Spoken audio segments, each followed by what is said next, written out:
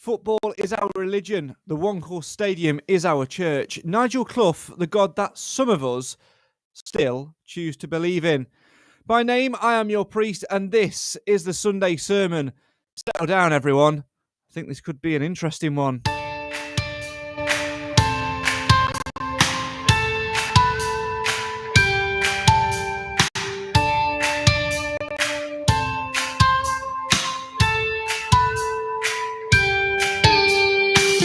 A 2-0 defeat away at Northampton leaves a lot to be desired and leaves the Stags just above the drop zone. Another poor performance, one where there seemed to be no effort, no desire, no want, no love, no fight for the shirt. And a lot of Stags fans, over 1,000, travelled to the Sixfield Stadium, left feeling very, very aggrieved. This is the place to get all those worries, all those annoyances, all those grievances out in the open and have your say on your team. Is Clough still the right man for the job? That's a question being asked. Are all of these injuries and suspensions to blame, or is it the players? Is there something missing in the camp? Is there a dressing room camaraderie? That's a big word for this time on a Sunday. And are the Stags capable of pulling things around? They've got to work quickly, but on Tuesday night at home to Port Vale, where Sir Mal of Benning will return, so will Stephen Quinn, back from a 6-game suspension, along with Tyreek Sinclair, his 3-game ban up. Will that be enough to see Mansfield Town turn a corner, or are the Stags heading in one direction? Nigel Clough said he wanted to take them out of League Two. At the moment, it's heading the wrong way, down a one-way street. Get involved and have your say on your team right now in the comments. This is the show for the fans, by the fans. This is the Sunday sermon. And never has a sermon been so important this afternoon. So hit that like button, hit that share button, get your comments in now, and let's talk it all through. What lessons can we learn? And can we get through and ready for Tuesday to pick ourselves up and get back in the race?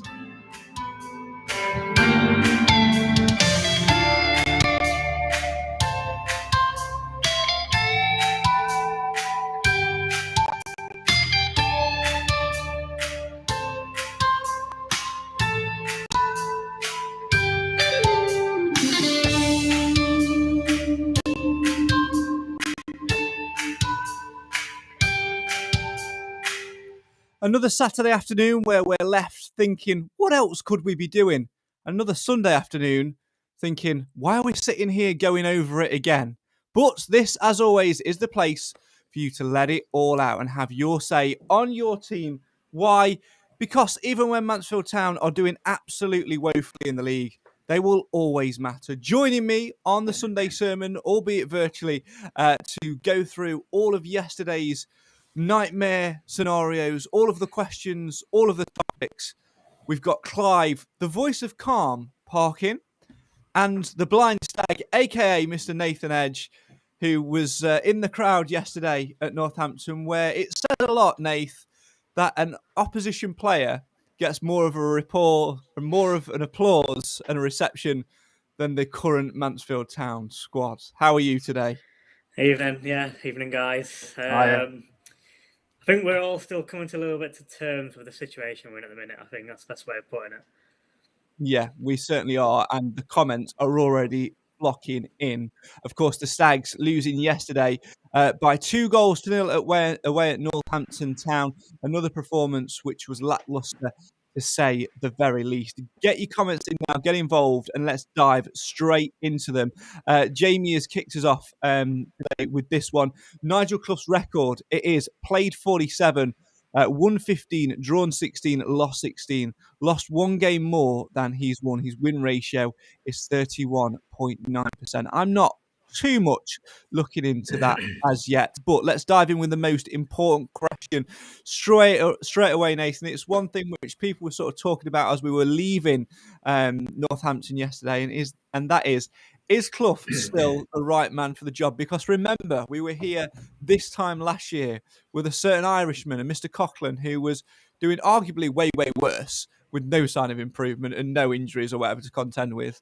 And we were calling for his head. So when results don't go for you, questions are asked.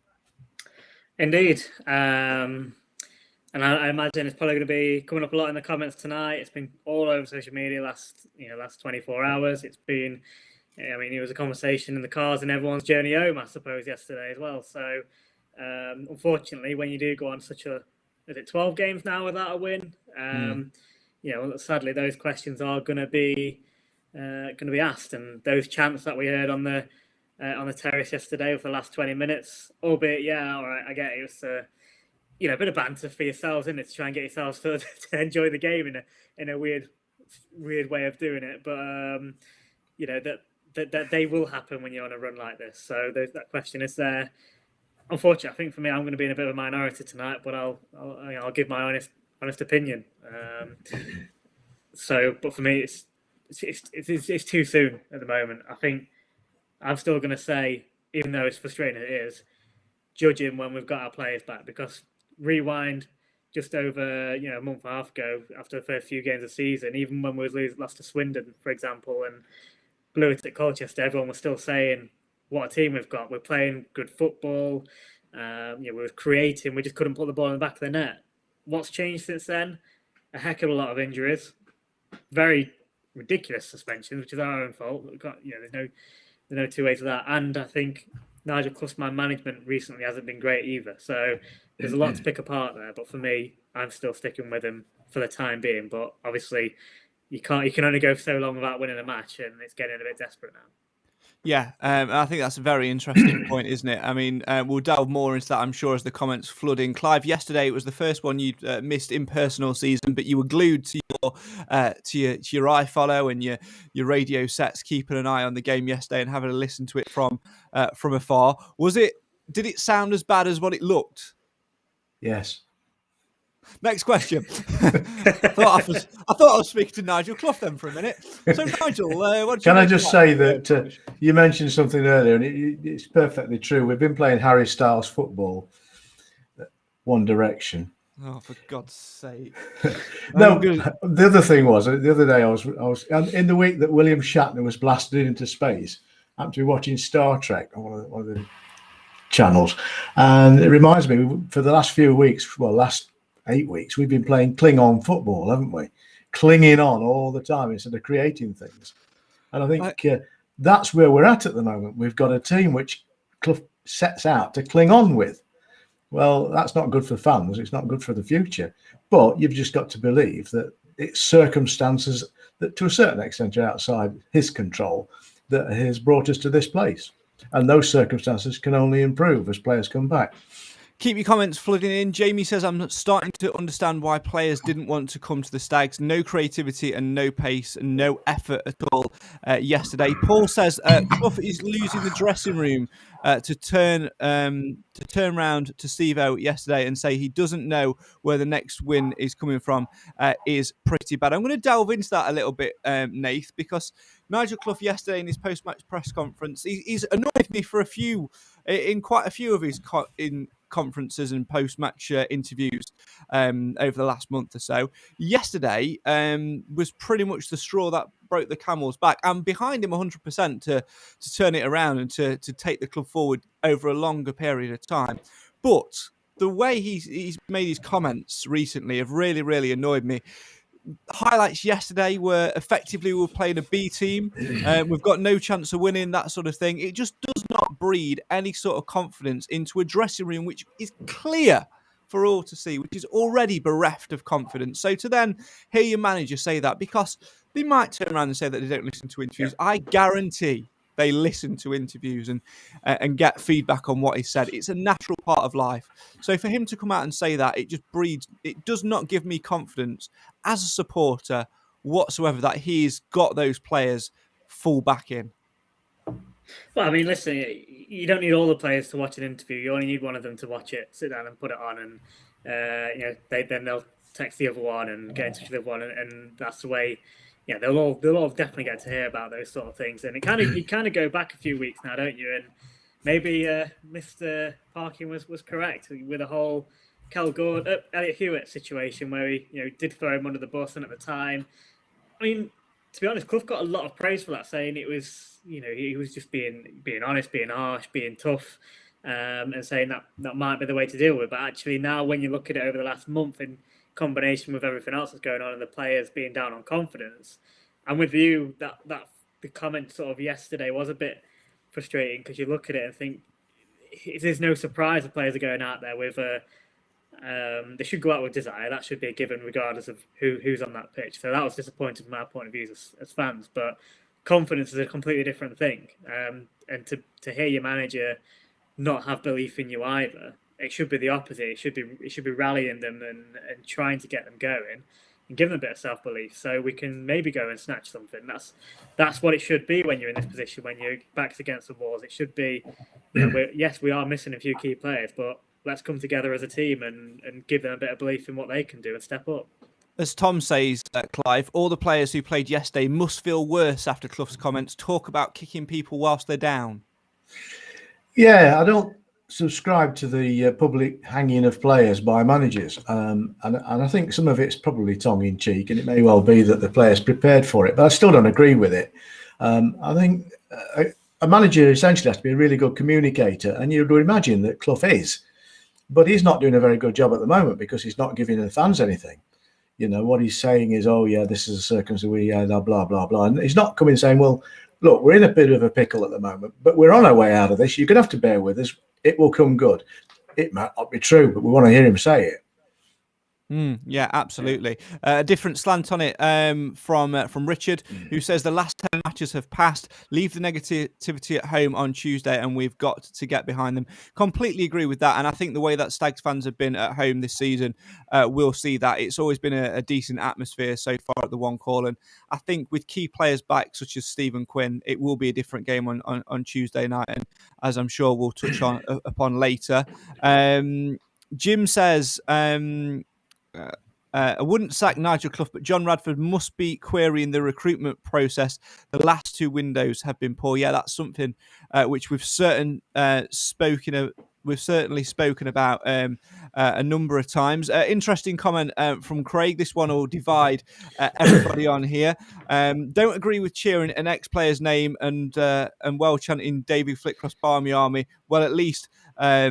it would have looked good on Snapchat stories. Yeah, I agree with that. There's certain things yesterday which were interesting to observe, really. We've got to get out of this mindset, undoubtedly, of going, oh, come back, Flitcroft. We've got to get out of that because we're three managers down the line now with a completely different squad. It's never going to happen. Never going to happen. And we're never going to replicate those days. So Flitcroft will never come back while Hymus is still on the board anyway. No comment. I agree with that. That we shouldn't be sort of looking to go back to him because we could go all the way back further, couldn't we? And say, well, come back Keith Curl because you got us to a playoff final. Come back, Bill Dearden and Stuart Watkins because you jointly, managed to get promotion. Come back Paul Cox. And we can go back, through the years of managers and ask for them to come back. It's never going to happen. But the Danny Rose thing, I do disagree with. That was funny. That was quite, and I think actually that shows more of what he is than anything. I don't want this to be a discussion about him because it's not the, Northampton have got their own podcast for that. It's called It's All Cobblers to Me. Go and have a little look for it. But really nice of him, just on a little side note, to come down to the Stags fans and applaud them before and after the game yesterday. And it shows, this is my point really, I mentioned it at the top, it shows a lot when an opposition player is willing to come down, applaud the Stags fans and take time to show his appreciation more than the actual effing manager who every single week disregards the travelling Stags fans. Over 1,000 there yesterday. All right, they were a little bit, a selection of which were chanting old managers' names and singing songs like, how, SH1 team must you be, we lose every week, and all of that, the negative chants. But that's part and parcel of watching football. That's part and parcel of a crowd, but if you're the manager of a football club, we've spent hard-earned money on coming to watch you. Come and acknowledge us, because when you don't, that's why people get on the back and want you sacked. That's what annoys me. Little rant over Nathan Edge thinking that take away. I think the old Danny Rose chat. I think if we weren't losing 2-0 and playing so badly and the game was done, I don't think it would have been quite as let's make as much of a deal about it. It would have been, when he came on, I think it would have gotten applause. It might have sang Danny Rose a couple of times, and that would have been it, focus back on the game. But the game was done. We was doing nothing. So I think it was, as a fan's point of view, just it's a bit of sort of banter between fans, isn't it? As in, even ourselves, just cheer his name, sing it a little bit, and all the other songs that came with it. So that is what it was. I think would have sorry to interrupt. I think the fans have every right to sing ironically and to cheer ironically Danny Rose or anyone else. They're putting up with a load of manure at the moment, and they're paying for it. Over 1,000 of them paid to go down to that game, including me, and I didn't go.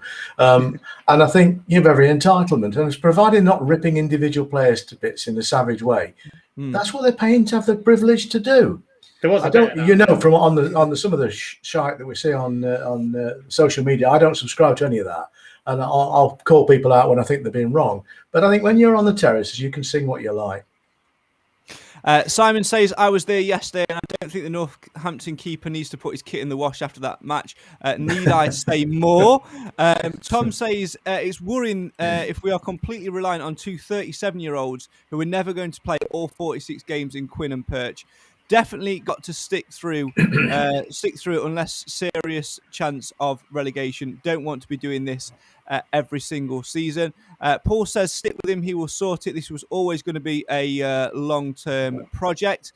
Darren says, Clough in, but he needs to take the pressure off the players by saying he is to blame for our current position and nobody else, and he will sort it out with the players' help and support. And I think that's actually a really good comment, Clive, because he's coming out week by week, and you can almost play Clough bingo. In fact, I think we might, I think we might make a Clough bingo at one point just for a laugh. Referees, dodgy decisions, yellow cards, injuries, suspensions, every single week. Things aren't going against us. No, Nigel. This is one thing which actually really frustrated me again yesterday. I'm on a rant again because I've been up since 5 a.m. and I'm annoyed. He came out and said we've effectively got a B team out there. And do you know what? I really feel for those players like James Clark, to name just one, who's run his absolute socks off and done really, really well for the team. But you'll know that, he's classed by the manager as a, B, second or third choice. So he's got absolutely no, belief that he can go on and secure that number one spot, because he knows when somebody else is available, he's going to be back out. What's the use in that for the development? It's a squad game. Every single player should be able to feel worthy of getting a place for Saturday, not going, well, I'm not clear, not going to play because he's fit and he's the gaffer's blue-eyed boy at right back or up front. And then the other part of that is effectively perhaps saying that like Bowery's a second choice. Well, you had Rhys Oates, you left him on the bench. Great. Was there a question in there somewhere? No, I just thought I'd take it off and have a rant, to be honest. Well, I think where you were going is saying, do I agree with the criticisms that we're making of Clough? Yes, I do. I think he's a highly paid man with lots of experience. And how would he have felt when he was in his footballing youth to have been condemned as I'll only pick you because you're the only one I can get hold of at the moment attitude, and to be described as a B player or even worse, and then not to take as the manager your share of the blame. I'm not saying he should say it's all down to me, because it clearly isn't, but I think he's got to take his share. And I think you're right as well. The signals that are coming out there aren't good ones. He should be coming down to the fans and clapping them for being there, if only to recognise that they've done nothing wrong. But yes. Every manager's different, and if we were winning, nobody'd care, would they?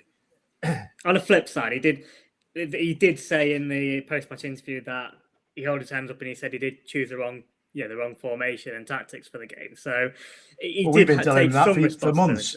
Oh no, yes. Yeah. That means nothing if it doesn't go and change that on Tuesday, does it? So, but in some ways, it did accept a bit of responsibility there. But like I say, I think just the moral of the story is it was that whole. We know we've got a B team out there, because it is we're missing a lot of key players. But you don't go out and say it in that manner, do you? You put it across in a completely different way to try and, like you said earlier, Clive, to try and say, yes, it's tough at the minute. We're all aware of it. We're trying to come together as a team, and it will get better. But we're not hearing that at all. No, that's right. You should be saying things like, I believe in these players. They're having a rough time at the moment. It's not the best team we can put out because of reasons you don't really need to explain to you, but they're working their socks off. I'm with them. I hope you'll stay with us. It's something we've got to fight our way out of, and that's what we're doing. All right. It sounds like a little bit of, psycho speak, but that's exactly what footballers need. It's what's needed. But you know what? That's what he gets paid for. He's paid to manage the team. He's paid to manage expectations of the fans. And I think sometimes you've got to read your audience. You've got to know your room. And I don't think he quite grasps it with Mansfield fans sometimes. Yes, we're all angry. We're all disappointed that we are where we are in the league. But a lot of us do understand and are with him the fact that he's had so many injuries and so many suspensions. But there's also another side to this. For me, when he's saying that, it's his B team and he's just waiting for his A team to come back, that raises a lot of questions. And Michael's made a good point in the comments saying, I think that there is no desire and passion in our play. Poor systems and players obviously playing without direction or confidence. And I think a lot of that comes from this whole attitude of, here's my set 11, this is what I'm going to play. And if you're not in it, you'll play when somebody else is not available. And it doesn't create a good atmosphere in the training ground. It doesn't create a good atmosphere in and around the dressing room. So it's no wonder that when it comes to a match day and we're struggling, we've got 2 or 3 players missing through injuries or suspensions, Nath, that we're not playing with a nice fluidity. We're not playing with confidence. We're not playing with the passion and that energy that we need to, because the players know that on Tuesday night, Stephen Quinn's back, so one of them's getting dropped. Yeah, I mean, kick it further, a few months down the line. Let's say, we do get through a sticky patch, and he remains with us and stuff like that. You also got, say, when we get players back, you've then got those players that are here now that you would say should be knocking on the door, trying to get into that first team. Well, if they know that they're then basically regarded as a B team and not going to really get in unless there's an injury, then where's the incentive for them in training in each week to try and get into the team? The first thing they're going to want to do is think, well, if I'm that much out of favour, they're going to look to move elsewhere. And it kind of, again, going back to one of the, I think it might have been Jamie's comment earlier, right at the top of the show about, where's the, is that why we're struggling to bring players into the, into the club at the moment? If that's how they're being seen publicly to be treated, the other players outside are going to wonder what that's like also behind closed doors. And that's a bit, that's again, not managers isn't just about picking your 11 and doing your tactics. It's about managing each of those players as well, because they're not just footballers. They're men. They're people that need to be managed in a certain way, and it doesn't seem like it's working very well at the moment. And that's probably why there's the rumours of losing the dressing room, losing the passion being gone. That's going to happen if there is negativity in the camp. It goes back to what I was saying, in the week. Like I mentioned on the last podcast, I bumped into Ben Footer, the ex-Stags assistant manager to a certain Mr. Flitcroft, and he was saying that, if you look at the 2 seasons where we had him and Flitcroft in charge, and then the following season with Dempster, then Coughlin, and where it all started to unravel and go wrong, he said you've got to manage individuals. You're not managing footballers, you're managing human beings. They're spending a large, proportion of their life and their time in and around the same people. And if they're not happy and they're not, finding the right way to work for them, they are going to get disconcerted. They are going to get unfocused, and it is going to affect on the pitch. And yes, winning games and having a positive run of results, breeds mentality and gets you up there. But when it starts to go wrong, if things aren't managed in the right way, that's where things can unravel. And I think that's a very big point. I'm going to put a question, though, to you, Clive, from Jamie. He says, is Clough pinning his hopes that Stephen Quinn is going to turn around on Tuesday? Personally, for me, I think there's a big, maybe like 85-95% of that is probably true. I think so. And it's not unreasonable to expect an improvement when he comes back into the team, provided he can stay on the pitch. I also think we need to look in the medium to long term now with our central defence situation, because we've got to right Perch out of the equation. for this season anyway. And it's clear that the ones we're using at the moment, whether they are designed to be in those positions or not, are not as good as they need to be. By the way, I'd bring Hawkins back into central defence. I think he's the best central defender we've got. I'll rant about that later. Carry on. All right. Well, forget about him as a striker for now. But we've got a couple of central defenders in the background which may come through soon. One's on the bench, having recovered from his Stoke injuries, and of course we've also got the guy from Burnley who had 2 games and disappeared somewhere. I don't know whether these. I know what my little rant, and it's not anywhere near as good as your rants, is why are our players so injury prone? What are they doing? Are they rock climbing instead of training? I don't know what they do up there. But I can't imagine there's a club anywhere in the league that's had as many injuries as we've got. That's one of the things that's annoying, isn't it? Because it's used as an excuse week in, week out, which is it's got some reasoning behind it. You can understand it, but 2 of those players were injured before we signed them. So that's our own fault. That's our recruitment's fault for bringing them in, knowing that that's a risk. So you can't really count them in the injury count, can you? In that case, so that's our fault for doing the recruitment wrong. Perch, on the other hand, is completely different. That's season-long loan, key player gone. Yes, 100%. You accept that. Maris, you accept that. It's not been out long term, and hopefully won't be, and hopefully we'll be back soon. But again, you accept that. But those 2 defenders, for me, that's not necessarily bad luck. That's bad judgment bringing them in the first place when you know they've got injuries. It's a big question which has been posed by Mark in the comments. Good question as well. Let's get everybody's opinion on this. Again, I know lots of you are, just to say, I know there's comments flooding in, all the way through, and I really, really appreciate these comments. I'm trying to get through as many as we can and trying to answer as many as you can. I'm just trying to pick comments which just seem to fit with what we're talking about at the time. So if I do miss your comment, I do apologise, but please do keep putting them in because we love your interactions. That is what this show is here for. Nobody else is going to give you this level of interaction throughout the season. So please do keep following us and please do keep those comments coming in. Mark says, how many of the players that are currently unavailable would you say can come back and change things? I'd say 3, Perch, Maris and Quinn. And even then, do you really think they would make that much of a difference? The rest that are out are not guaranteed starters, in my opinion. And let's go round the panel on this one. Obviously, like Nathan said, Clive, you've got to write Perch off because he's out all season long. We do miss George Maris. And we did miss George Maris yesterday. And we have undoubtedly missed Stephen Quinn. But do you, when he's saying, do you really think they would make that much of a difference? Yes, they do, and they do lift everybody else around them. But Nigel Clough should not be pinning every single hope on those 3 players because what he's effectively saying is A, B, and C will win us games of football. The rest of you are here to pick up the pieces and do the sweeping up. They're going to make all the dinner. They're going to get all the plaudits and all the the reviews and all of that stuff. What the rest of you are here to do is basically to wash the plates, clear the tables, and wash the pots.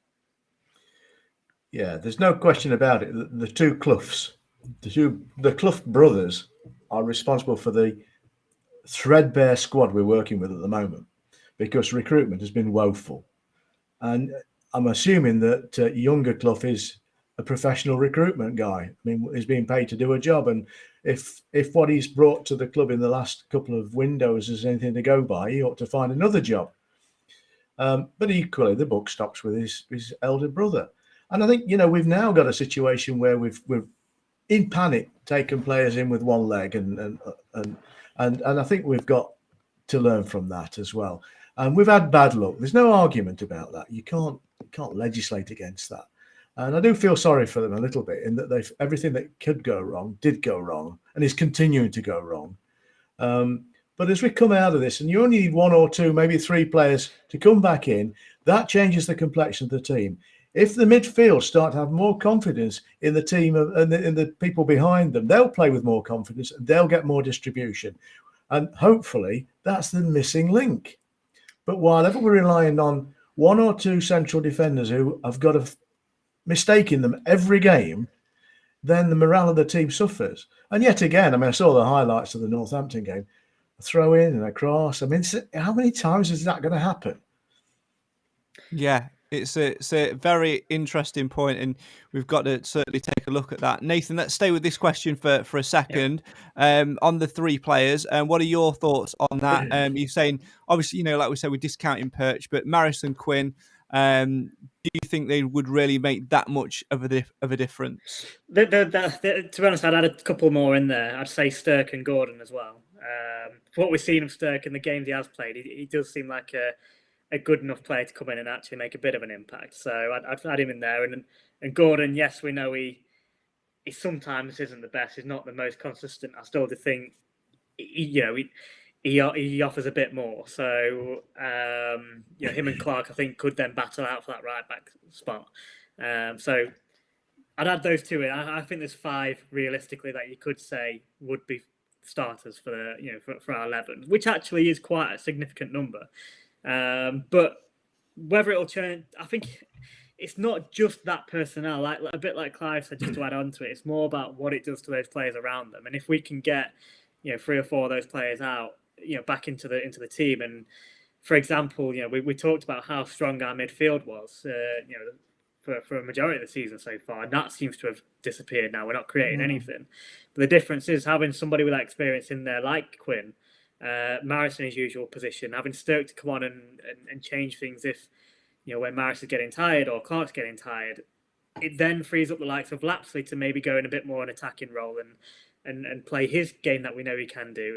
It then moves things around and gives us options, I think, elsewhere on the pitch, which obviously at the moment we have got no chance of doing at the moment because we're already playing players out of position, never mind then trying to shake it up a little bit. So I do think it will get better. That's why, for me, that's why I'm saying at the moment, although as horrible as it is at the moment, I genuinely do believe, and I hope I'm not proven wrong, that it will get better in coming months. We've just got to really stick with it, which is a hard thing to do when you say when we're level on points and out of the relegation zone by goal differences.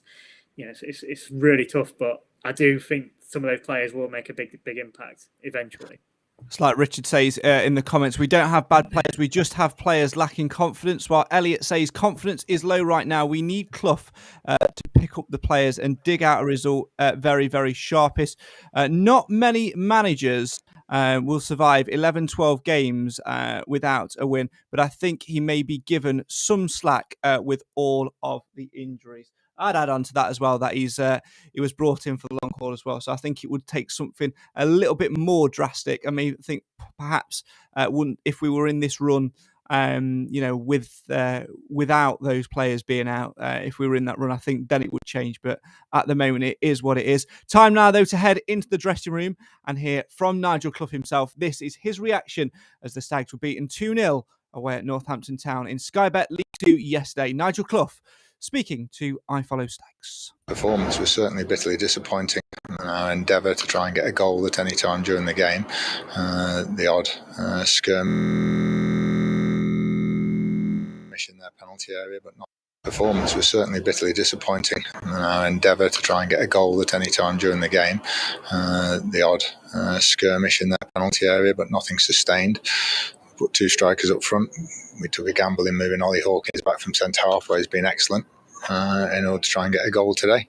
It certainly didn't work, and we didn't look like scoring for large periods of the game today, despite us playing, as I say, 4-4-2, playing our attacking players. Certainly I'll take the responsibility for that, and probably picking the wrong formation, the wrong team, trying to be positive. I'd have probably stuck 3 in the middle of midfield and gone 3, and gone 5 across the middle with a bit more pace out wide. But we've had such a good week's training, the players have, and we've been working on the 4-4-2 as well, because we finished last week's second half with it and did really well. So you'd hope they'd take it into today's game, but it didn't work out like that. I find it very difficult to win games with the players that we have out there. Can't state it any clearer than that. We're missing too many good players at the moment to get a result. We have 3 main footballers in our squad in terms of the midfield area, and that's Quinn, Stirk and Maris. And when you don't have one of them on the pitch, that certainly shows. We would hope to have 2 of them on at any one time, but to have none means we're very sort of workmanlike at times. And then when you go 1-0 down, I think it was their first shot after 20 odd minutes, gone through a crowd of players and into the bottom corner. that's how it's going for us. I don't think we've got the real hard sprinting and stuff, and the closing down and the desire to stop the opposition playing. I'd say that was a little bit lacking today, which is our bottom line. That goes against everything that we've always set up for 20 odd years to provide.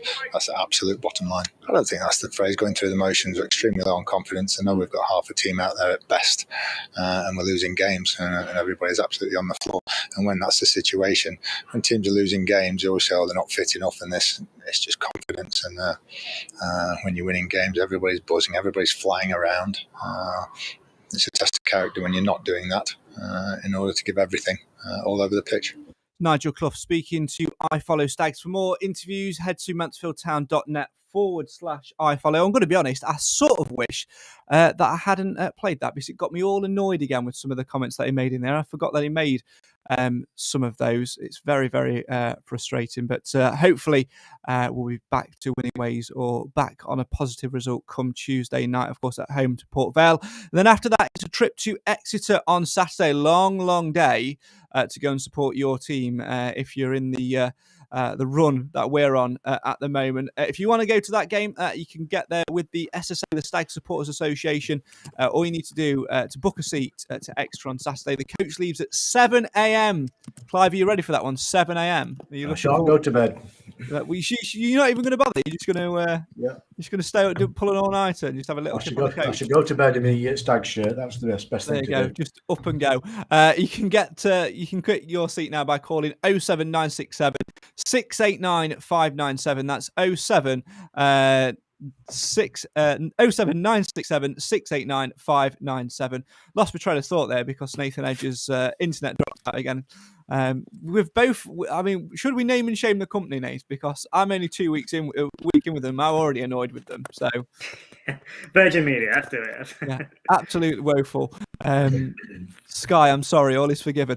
Keep your comments coming in and have your say on your team. We'll talk all things Port Vale in a second, but let's go back through some of our comments, which you guys have been absolutely flooding in. Robert says, our defence is that bad that the whole team are done much on the defensive. We will never score. How many other teams do you know that three strikers, Bowery included, plays Bowery included plays in defence? Well, I think we should touch upon that because Clive mentioned it earlier about Ollie Hawkins. Nigel Clough mentioned it in his full interview. Head to iFollow to listen to that. He said that in retrospect, Clive shouldn't have played Ollie Hawkins up front, and I actually think we've got enough strikers at the minute that are capable, and enough creative players, especially with Quinn and Sinclair coming back on Tuesday night. We've got enough to not need Hawkins up there. We need Ollie Hawkins at the back because we look a lot more organised with him there, a lot more structured, and goes to show, with him at centre-back for 3 games, we didn't concede a goal from open play. We only conceded 1 goal from a soft penalty. And it just adds that leadership there, which we're clearly missing through Perch. So for me, I know he's a striker, but he's here to play for the team and play for the shirt. And he seems like the type of guy that will, do that and run his socks off and play wherever he's needed. We need to get through this period. And I think the best way to do that is to get Hawkins back there. Yeah, would you go Hawkins and Faz, or Hawkins and Hewitt? No, I'd go Hawkins and Forrester because we need a. Assuming Forrester's fit to play, yeah. Assuming Forrester's fit to play, yeah. But if he wasn't, then I would go probably Hawkins and Faz, because I think I just don't rate Hewitt as much as I do Faz. I think Rawson tends to improve his game when Hawkins alongside him. He seems like the type of player that he can feed off, if that makes sense. Yeah. It's difficult to predict because we don't know what Forrester can contribute at the moment. But if he came and he was really a dynamic force in the centre of the defence, then all of a sudden you can look at the Hawkins situation again and say, okay, can we now have the confidence to move him back to where he wants to play? But at the moment, we can't manage without him at the back. Yeah, And another problem we've got as well, Nath, is potentially at left back as well with Ryan Burke. We'll talk about that in just a second. And Steve McLaughlin went off injured yesterday, of course. But quickly on Hawkins, I think me and Clive are both happily in the camp of Hawkins should be at centre back rather than centre forward, because yesterday, this is no disrespect to him because he didn't really get any service, but he didn't really offer much up front. I actually forgot he was playing for a large majority of it. No, I mean, to be honest, I was actually, I'm going to slightly disagree. I mean, well, not disagree, but I was actually kind of pleased to see him that he went back up top yesterday, because I thought at least we're going to have something attacking wise. Because at the moment, I don't think any of the others are doing it. Bowery had a poor game yesterday, but Oates and Danny Johnson, the ones that if Hawkins isn't up there, you need them to step up, and they're far from doing that at the moment. So I thought at least we might show something going forward, but I don't know if he's still struggling with it, with his back and his thigh, because I think he wasn't as mobile as he can be. I know he's not the most mobile, but he can normally be better than that. He wasn't winning that many headers, which is usually superb in the air. Credit to the Northampton defence there, but the service was poor, and I just thought if he is struggling a little bit, maybe put him back in defence would be an option. But then, like I say, you just then need more from your attacking minded player, your other players who aren't stepping up. So there's two issues there. It's not just where Hawkins goes, it's then when he does move, you need the others to step in and do a better job, and that we're not getting that thus far. What really miffed me yesterday actually was, I'd actually forgotten about his back injury for a second. What actually really miffed me actually was, if he was struggling, why start him? We don't need to start him up front. I think that's the frustrating thing for me at the minute, Clive. You've got, all right, he's not scoring goals, and that's probably why the counter argument is there of putting Hawkins up front. But Danny Johnson, Jordan Bowery, Rhys Oates, George Lapsley and Harry Charsley both in supporting roles there as well. We've got enough attacking players. Jason Law on the bench. We've got a young striker who's eager to get his chance. He's never played Football League before, but he's there in James Gale. I'm talking about the young lad who we signed from the non-league team. You've got options there in that position where we clearly haven't at the back. And if he's injured, I think we probably did the wrong thing to risk him yesterday. I understand why he wanted to start him up top. But I don't think he was that effective. In fact, the only time really yesterday we looked anywhere near effective was when we got the ball on the floor, and when Rhys Oates came on and had a little run at them, they didn't seem to handle pace, and we actually thrive by playing that way. So for me, I think it's a case of, if we don't need him up front for now, let's leave him at the back, and it was perhaps a poor decision by Clough to start him. Bring him on after an hour if we're struggling, or at half time, but it might have been a risk there. Both Danny and Hawkins were getting very poor service yesterday by all accounts, and I think you can't blame him for not scoring goals. In fact, we're not scoring goals as a team, so it's not about an individual player here. We've yet to see the best out of Danny, and Hawkins, we know, he's got the ability to win things in the air, but you still got to get them to him, and you've still got to have someone to pick him up. And we're not in a good position to bang goals away at the moment. So I can't fault the argument of trying to lock the back door first, and clearly at the moment we'd take a bag full of 0-0s, wouldn't we? But it's you're right. I think if what Clough knew that you didn't know was that he's got a bit of a tender back, then you wouldn't play him. I mean, for God's sake, we're so dependent on this lad. I'd rather him be fit in a week's time to stand at the back again than to risk him just to try and get a goal that clearly we weren't going to give him a service to obtain.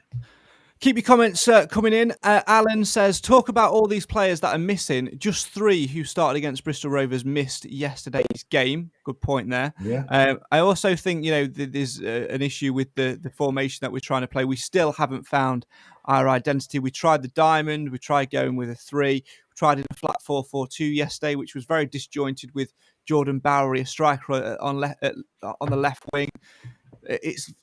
We need to find our niche and stick to it and find the way we play. I actually think, if you look back to last season when we were playing our good football, all right, we've changed the forward line a little bit, but we've got players who actually can improve that, and that's playing the 3. We've got to find our identity, Nathan, and stop tinkering. We've got to say, this is what it is, this is how we're going to play, and consistently playing that way will give us confidence and will get us results. We can't keep trying to, put square pegs in round holes and just trying to bumble our way through it. We've got to get our head down now.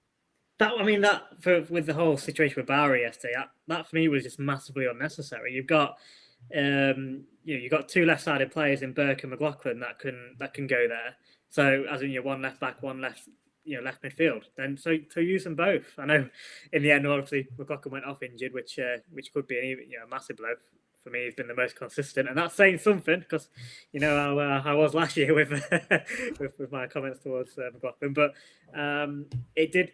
It's a bit like you saying with Hawkins. In the positions where you have got options, use them. Don't focus on the areas really where you've got no options and you've got to stick someone there. So we're really looking bad from defence going up, aren't we? Really, that's kind of where the problem starts. So sort that bit out first. Get that bit sorted. And I think we had been doing that over the last few games. So I don't know what changed yesterday. Was it?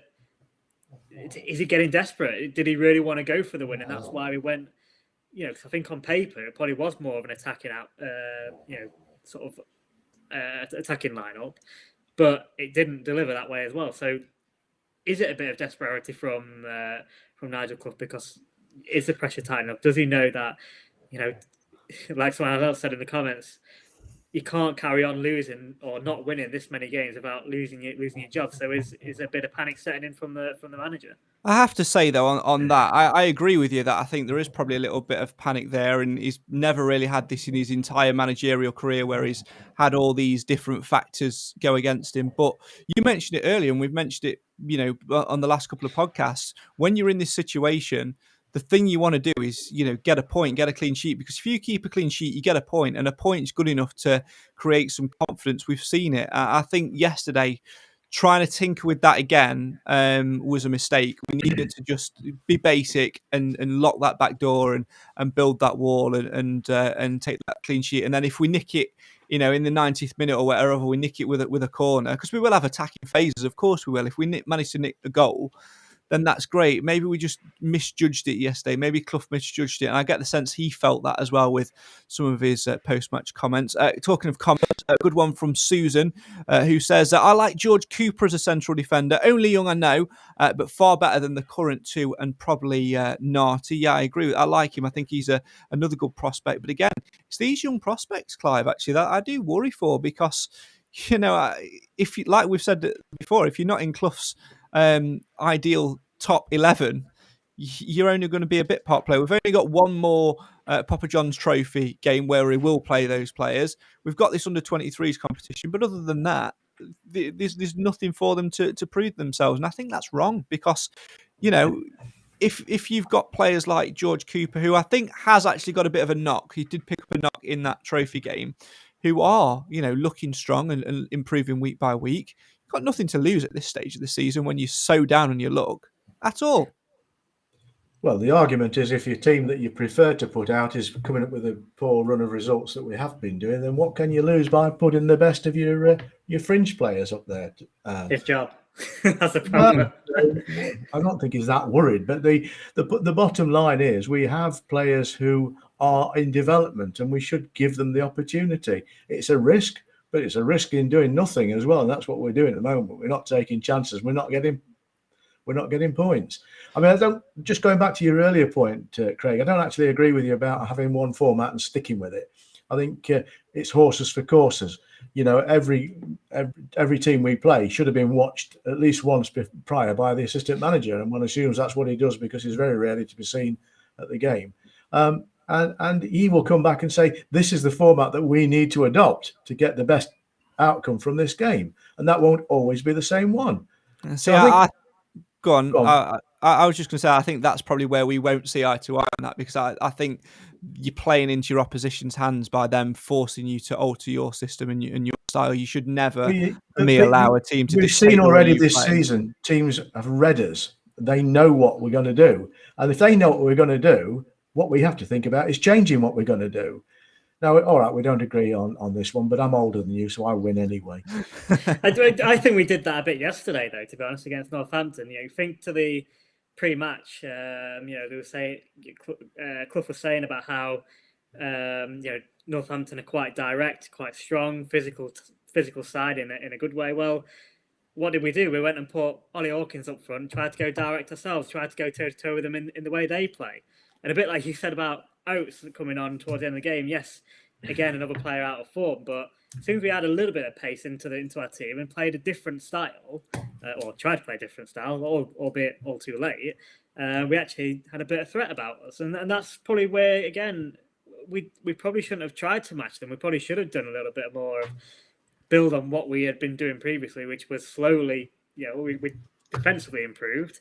We needed to do more going forward, yes. So that's where we needed to probably look at it in a different way, not just try and match up with Northampton, which clearly bit us on the backside quite toughly.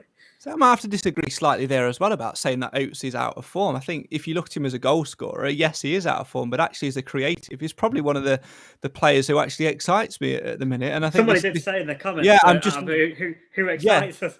He's it, isn't it? That's the one. Yeah, I think what he does do is bring energy when he comes on. That's the thing. I mean, just to clarify for those who are watching, you've got a screen reader reading these comments, right, Nath? Because otherwise we need to ask questions, right?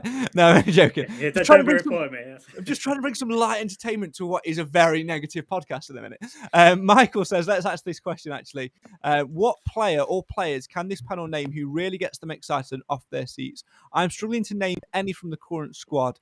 No Bishop, no Maguire, Pearce, etc., to name a few. Oates is one for me, but I think that's when it's a perception thing. If you look at him as an out-and-out striker, he doesn't do it. But if you look at him as a creative, an attacking midfielder, or a wide player, he does excite me. Not on the same level which a certain Mr. Hamilton used to do when he was running down the wing. But when he gets the ball at his feet, I think he does sort of raise expectations a little bit. He just sort of make me sort of sit back and have a little look at what players are making runs, that sort of thing. Quinn, when he's in the side, does, because he gets on the ball and plays. I'm a fan of Keaton Ward. I think he needs more game time. And obviously James Clark at the back. But in terms of attacking wise, I think I'm on the same page as Michael a little bit, Clive. I actually struggle. Yeah, I can't think of anybody that excites me at the moment. And that's because we're playing with no confidence as much as anything, and with a threadbare team. But you're right. CJ Hamilton used to give us excitement for that blur of a moment when he ran down the wing just before he then wasted the ball. But when I'm sorry to bring him up again, but when Danny got the ball, it used to be Danny Rose I'm talking about now. There was an air of excitement because his passion for the game and his absolute commitment. Before he fell over. Yeah, before he then ruddied his arse. Yeah, but we haven't got that. We haven't got that sparkler at the moment. Sinclair could be that player, but I don't think he's making it. I just don't see it coming through now. I think he's got as far as he's going to get. I agree on that. I think he can make it. I think he can go further. I think I said it when he came into the side last season. He can be a big earner for us in terms of future revenue, but it's being managed in the right way. And for whatever reason, I don't think Nigel Clough is managing him the right way. I don't think he believes him in enough to go and do it. And almost like Tom says actually in the comments, didn't like him saying that Sturck was a key player for us. He's barely been in the team, must have only had one start. I've liked him when he's come off the bench, and I'm disappointed that he's out injured, because I actually do think he's a good, exciting prospect. But again, this is another perception thing of Clough's comments, Nath. If you're saying that a lone player is one of our top 3 key players, and you've got players like Sinclair, Jason Law, etc., who have come through our own academy, sitting on the bench, knocking on the door, who did so well for us last season and got so much praise, if you're them, you're going, really? But this is what I want to. What's changed? Because actually, towards the end of last season, we were here praising Clough for embedding these players into the team. Yes, albeit he didn't have much choice because we were low on players at that point as well. But we were praising him for how he managed to integrate Sinclair into the team, praising him for bringing Ward back in and getting him involved, praising him for getting Law involved, who also played pretty well. But why is that? Why is it so different now? Why are those players not really getting looking unless they absolutely have to? As in, there's nobody else left to go in their place. So what's changed the sort of mentality behind that? So there's got to be some sort of reason. So it is a frustration for those young players. I mean, the argument is, are they good enough anyway? Well, we're not going to really know unless we get to see them. I figured this all out, by the way. The reason we've got so many injuries to senior players is because these players who can't get picked are kicking them on the training ground in order to get them injured, so they've got a chance. Maybe that's the only way that Clough will play them. That's why Clough's words and style in the press needs to change. It needs to be a squad game, not an 11 game. Let's run through, some more comments. Lots of them flooding in. I just want to try and give some shout outs, really. Loads of great comments. Jono says, I've seen a fair few wanting Clough to be sacked, but for me, sacking yet another manager isn't the answer. Completely agree. Clough is experienced enough and has done good enough jobs at clubs in his career to deserve time to sort this out. Jamie says, I think it's going to be hard for the Stags fans on Tuesday to get the team going if we are not playing, and they will turn on the players if we are losing. I'm hoping, Nath, that we don't have any... I don't know where you're going with this. The T word. T word? I think you're saying mugs. Turpentine. Oh, toxicity. Come on, here we go. There we go. I just wanted to ring the bell. I can't swear on here. I mean, that's what I was about to say that word, but yeah, I was like, what? Where's it going? Did you miss rehearsals? Yes. Yeah, sorry. Just a little bit like Cam, who's decided that there's a rerun of Hollyoaks on. Nathan decided not to turn up to the rehearsals of the podcast. God, could you imagine if this was rehearsed? Jesus Christ. It would be dreadful. It would. But so far, people are sticking with us and absolutely loving it. So we thank you for that. Dean says, Clough said at the end of last season, we must improve the quality in each box. Can we say we have improved? We missed Lapsley's goal from last season. His form for this season is a major worry. First part of that comment, quick yes/no answer from Clive and Nathan. We'll start with Clive. Clough said at the end of last season, we must improve the quality in each box. Can we say we have improved? Yes or no, Clive? No. Nathan Edge? Defence, no. Strikers, yes, although it doesn't seem like at the minute, but it will do. Again, he missed rehearsals because that was a quick yes/no answer. But it wasn't that simple. There was two parts to it, haven't it? Are you saying I'm simple? Bring back Sweeney and Mal, that's all I'm saying. No, carry on. I'm not going to play the clip. I'm not playing the clip again. Jamie says, so if we are still in this position by the end of Christmas, will you be still backing him? Again, it's a difficult one, isn't it? I won't be backing him if we've got a full roster of players available and we're still performing like this. I'm giving him a lot of leeway because of where we are. Again, I'm just going through the list of who we're missing yesterday. Perch, obviously long-term, can't do anything about that. Kel Gordon, Ryan Stirk, Stephen Quinn, Tyree Sinclair, Richard Narty, and then George Maris yesterday as well. So 1, 2, 3, 4, 5, 6, 7 players in there yesterday. Potentially, though, Nath, we've got to add Stephen McLaughlin to that list on Tuesday. And this is perhaps where I should play the little clip because he was in the goals for Port Vale on Saturday. You sent me the clip of it on Twitter, of course, as well. If McLaughlin is injured, have we really got any backup? Because I think it was a mistake in letting Sir Mal leave in the summer. I mean, it was sad to see Mal go because of everything he's done for the club. But I think, to be fair, we all did say at the time it probably was time for him to go. His form had dipped and so on. So we said it was probably time for him to move on. But this is probably just more of a matter of sort of, again, a fault of our recruitment. You know, we've only got Ryan Burke to come in, which at least we have got a like-for-like swap on this occasion. So Ryan Burke can come in, and I expect will come in if McLaughlin is out for that one. Let's hope he's not. Like I said earlier, I think for me he's been the most consistent player. I think he's been player of the season so far, even if he has gone a bit quiet over the last few games and keeps banging in crosses to Scotland. I don't know where he's hitting them, but he still has been a better player. So it's up to Ryan Burke to step up, and whether he's good enough at the moment, I don't think so. But we are not going to have much choice about it. But at least he is a like for like swap.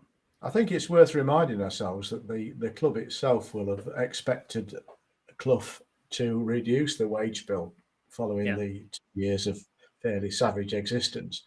And those players, including Benny, would have gone because he was quite well paid, I think. Yeah. And I think that's not unreasonable. And I think it gave him another opportunity. And I thought we'd seen the best of him. I'm wrong, actually, because I think he's having a good season at Walsall. But, you know, that always happens with ex-Stags, isn't it? They always play out the socks when they go somewhere else. On that score, would you, if January comes along and we're still struggling for central defenders, would you bring Benny Yates back into the team? Bring O'Keefe. Yeah, I'd bring O'Keefe back, 100%. Mene Esse, not sure. I mean, he's better than having no option. Well, is he better than Hewitt? That's the question. Well, yeah, actually, that is true. I'd do a swap straight away. They can take him.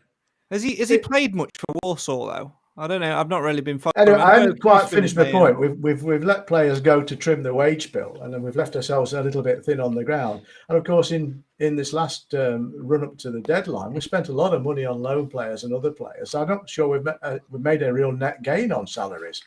So we've ended up with a poorer squad as a result of those decisions. Yeah. It is really, really a frustrating one. We're running out of time, and there's loads more comments to go through. I'm just going to sort of pick a few of them. Again, apologies if I've missed your comment. I think you guys have been absolutely fantastic for us tonight. I really appreciate all of those comments coming in. Some of them are going back past old points as well, and you guys having conversations with yourself, which is absolutely fantastic as well. I'm going to ask a couple of questions now. Obviously, let's turn to Port Vale, and that is, of course, we've got players coming back in, and one comment which I saw, I've sort of lost it now a little bit, was something to do with there it is from Jim. From Exeter onwards, I don't think he can really blame the injuries. All bar few will be back. Yeah, of course. You know, you look at Tuesday night, you cross Quinn off the list of players that are missing. You cross Sinclair off the list of players that are missing. Forrester is now back in the fold as well. Rawson's back in the fold. Potentially might have George Maris back. I don't think he'll be back for Tuesday. Possibly back for Saturday. So after Exeter, I think other questions might have to be asked. But we mentioned it earlier. Will Quinn, sort of bring a little bit more back into the team? Yes, he will, because of his experience and leadership. But what team and what formation would you go with? We mentioned having an identity a little bit earlier on. Richard says, my team for Port Vale will be Bishop, James Clark, Ollie Hawkins, Rawson, Stephen McLaughlin, Burke if McLaughlin not fit, Ollie Clark, George Maris, Stephen Quinn, Tyrese Sinclair, Rhys Oates and George Lapsley in a 4-3-3. Clive, what would you be going with if you were Nigel Clough? Well, that sounds pretty much on the nail, I think. I mean, there's obviously going to be the odd flex in there, and you can't rule out further injuries. You know, they've got to train between now and then. So I think that had sense. Nathan, what about you? Where would you be going with it? I'd be going with a formation of 8-1-1. Sticking them all back there and just say, come on. No, I think that's, obviously, like I say, we probably have to take Maris out of there. I don't think he'll be back if they have to do the usual 10 days after concussion and so on. So obviously the protocols rightly so with that to follow. So we'll see on that one. Fingers crossed he can be back. Can I just interrupt and say that according to Facebook, Mansfield Town Football Club is watching. There we go. Oh yeah, it's Clough. It's right. Nigel. It's Nigel himself. So yeah, 8-1-1 on Tuesday night. No, I think I think that's spot on in the comments. Obviously, we're probably missing Maris, but I think 4-3-3 with those players would probably be a pretty good option, and a little bit of excitement in there with a bit of pace with Sinclair and Oates on the either side of. Oh no, sorry, it wasn't Oates. Oates in the middle, wasn't he? But you could do that and put Lapsley in the middle, even do that, and a bit of pace on the wing. I think I'd still stick with Johnson in there for me. I definitely agree that we should be in a 3. I agree with the back 4, which Richard's gone for, of James Clark, Hawkins, Rawson and McLaughlin. If Forrester's fit, I'd be tempted to throw him in there and see what he can do. But I think Rawson and Hawkins as a pair are relatively solid enough. They've both got experience, which is what we need. And I think especially if McLaughlin's going to be missing and Burke has to come in, I think we need that experience there. I don't think we can be reliant on a player who's not yet, made an appearance for us. The midfield three, which he picked of Clark, Maris and Quinn. I don't think Maris will be available because of the concussion rulings and things like that. So if he is great, if he's not, Keaton Ward, without a shadow of a doubt, for me, should be in there. I think he's as good as Stirk, and if that's where Clough is edging his bets, then you get the next best thing, and that's him. Front three, I put Johnson in there, but definitely playing Sinclair and Reece Oates, with maybe dropping Lapsley back into that midfield three, but he's more of an attack-minded player than a defensive role. So having him to bring on is absolutely great. Just trying to see if there's some more team selections in there. There are. Craig says Bishop, Clark, Hawkins, Rawson, Burke, Sinclair, Ward, Maris, Quinn, DJ and Oates would be my 11 for Tuesday. Robert says Danny Johnson is supposed to be in his prime. Clough himself said in the first interview for the club. Yeah, lots talking about that in there as well. Lots of other things in there. If Quinn, Maris, Sinclair play on Tuesday, then I'd play Johnson, says Ben. Andy says the team is missing leadership, creativity, physicality, the right sort and pace. Squad is wafer thin. We seem to have recruited a lot of nice and inexperienced triers. Yeah, absolutely. Lots more comments to try and get through, but we are almost out of time tonight. So I just want to say thank you to every single one of you who's left a comment this evening. You've been absolutely fantastic. Please do keep them coming in. And if you want to get involved with the podcast more, obviously some of you might be brand new to the Mansfield Matters podcast. One thing we do on this show is the podcast prediction game, which you can get involved with. Nathan slags me off for it every single week. And this month we are giving away one of these Mansfield Matters mugs for the highest point scoring Mansfield Matters podcaster in the Podcast Prediction League. And there were some point scorers yesterday in yesterday's fixtures. A big shout out to Mark Yates, who got himself 1 point for predicting that the Stags would lose 3-1. By predicting that the Stags would lose, he got himself 1 point. Roger, who also got a point last week, predicted the Stags would lose 2-0. And because they did lose 2-0, gets 3 points on board. And Steve predicted the Stags would lose 2-1, so gets a point for predicting a loss. Nathan's just done a little cough because he's going to say that he gets all 3 points. But you're wrong, Mr. Edge. I got 1 point. No, you didn't.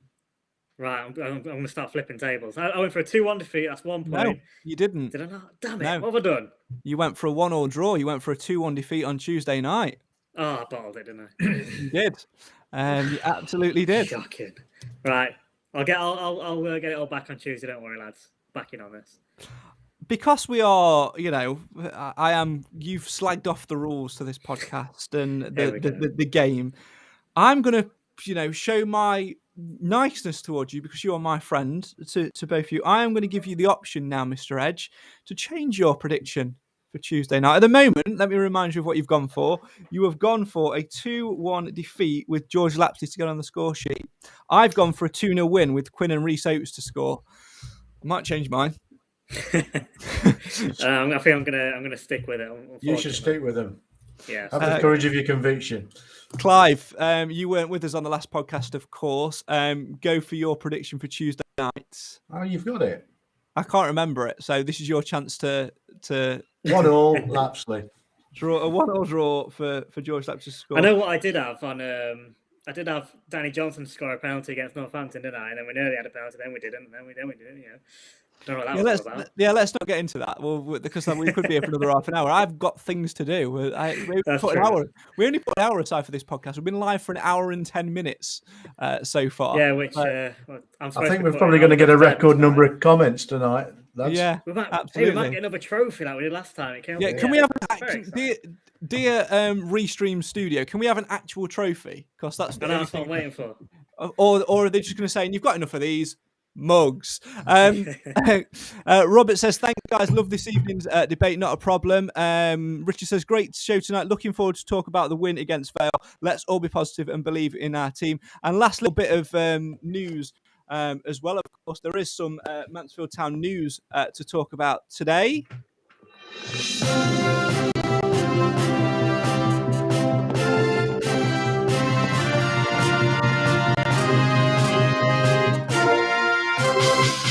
From the Mansfield Matters news desk at 12 minutes past 7. No, I'm trying to go back into my old job role there. I'm not going to do it. The Stags, of course, FA Cup draw took place early today. Sunderland away again. Last season, of course, it led to our first win of the season with George Lapsley on the score sheet 1-0. We were all gutted because we couldn't go. I'm delighted for two reasons. One, if we inevitably end up drawing, the replay on Tuesday night would have meant that I would have had to take a day. If we were at home in the first leg, I wouldn't be able to go to the replay. So getting that we've got an away tie. Also, buzzing that it's Sunderland because it's a new ground and that's the one thing we want in the FA Cup. So it might be a League One team. But like you said on Facebook earlier, Clive, to someone, you never know what could happen. It's the magic of the FA Cup. Pleased with that draw, Clive? No, I'd rather have somebody more local. But having said that, it does illustrate the diversity of the FA Cup, and I'm looking forward to going up to the Stadium of Light for the first time as well. So, and it doesn't matter. It doesn't matter whether we win or not. How often do you end up drawing the same team in the League Cup and the FA Cup first round? We used to draw Oldham for everything at one time. Well, I know that's a very good point because we forget that we got Preston again this year, didn't we? But, that's like, what are the chances of that? Very, very weird. I'm buzzing about it. I said in the car on the way home from Northampton, actually, I said, to be honest, it could be the best thing for us would be to get a difficult team because you're not expected to win. We've got nothing to lose. A bit like last year. It'd be worse if we got somebody like I don't know, Guiseley at home or something like, and then lose. It's embarrassing. And worse if we got Chesterfield. I wouldn't have gone. I don't think I could have gone in the but I think Sunderland away, for that reason, you've got nothing to lose, so we can go there and just give it all. And second of all, I think the fact that we all missed out on it last year, at least we can do it this year, and we're not missing out on a bit of a payday as well, because obviously the big crowd, we get a share of the gates. We missed out on that last year, so it's nice we've got a second go of it. And if we could replicate the score, that would be just icing on the cake, wouldn't it? Bloody long day though, but there you go. As always, we're not going to do a man of match vote. Basically, I've forgotten we literally are running over time, and I know Nathan's got to go and put Oliver to bed. And there wasn't one. And Andy wasn't one. And you know, Clive needs his Danny Rose. Yeah, let's give it Danny Rose. Well, it did. But we always do end on lessons. So, Clive, I'm going to come to you first. What's your lesson to take away from yesterday's 2-0 defeat away at Northampton? A defeat which leaves us just above the drop zone, albeit on goal difference. Don't buy a ticket to an away game and then to find you can't go. I mean, that was a blessing in the end for you, Clive. I mean, we're on a Sunday show. We're talking about blessings here as well. You know, if the only joy ever came from seeing the team win, we wouldn't be supporting Mansfield Town, would we? That's true. It's have you got an actual lesson? Or are you just going to go with that one? Fair enough. Nath, come on, don't let me down. This is the. You like to put these in I do. I like to put them in the ending, and we've had a really good amount of viewers today, really good amount of comments. I want to end on a high, which it probably won't be because we all know what I'm going to do after the music's finished at the end. So come on, don't let me down, please, my friend. Please, don't leave it on my shoulders. Come on. I'm going to try and pick someone out of grasp someone out of the area. It's not going to be very good, but don't forget about the man in the management. So manage their players as people as well as players. So that's very profound. It was shocking, wasn't it? But you know where I'm going with it. Oh, I like it. It's very, very good indeed. It's great. Nath, Clive, thank you very much for joining us. Somebody mentioned in the comments earlier, Nathan, as well about our pre-match little food. Yes, we'll talk about that for the Saturday game because I will literally be bombing it from work on Tuesday night. I will get there probably about a minute to kick off. So not looking forward to that. So there better not be any traffic. Might be a speeding ticket. No, we'll never break the law, kids. Never break the law. But we will talk about that next time. We were back.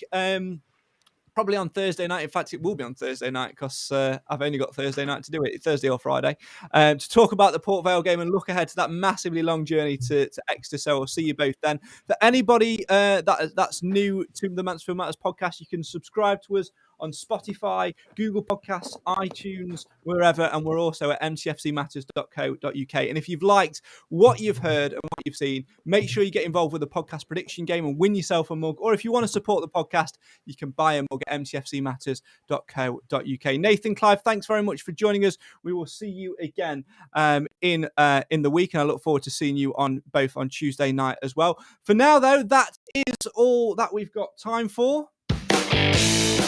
Lessons to take away then from today's game. Clive says, don't buy a ticket to find you can't go. Nathan says, don't forget about the man in management. And from me, think before you speak, Nige. Team means together everybody achieves more. And they're more likely to do that if you give them confidence reviews rather than saying, we essentially had a team of traffic cones out there today. It's not needed. We need to be all together. Get behind the boys at the One Call Stadium. Of course, on Tuesday night as we play Port Vale.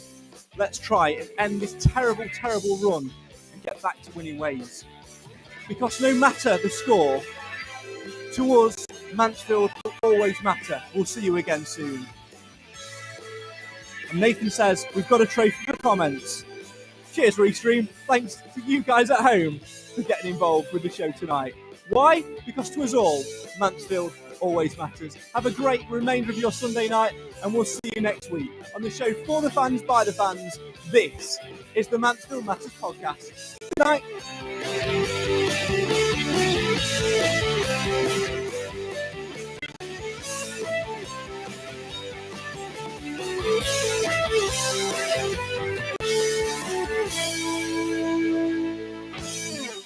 Are you sick and tired of going home after a long away game where you've been played off the pitch, lost a game of football and really frustrated? Do you want a drink to calm your nerves, but you just can't find the right vessel to have it in without being told off by the other half? You know, getting the pint glass out, getting the wine glass out. You're having another one of them. What you need is a mug.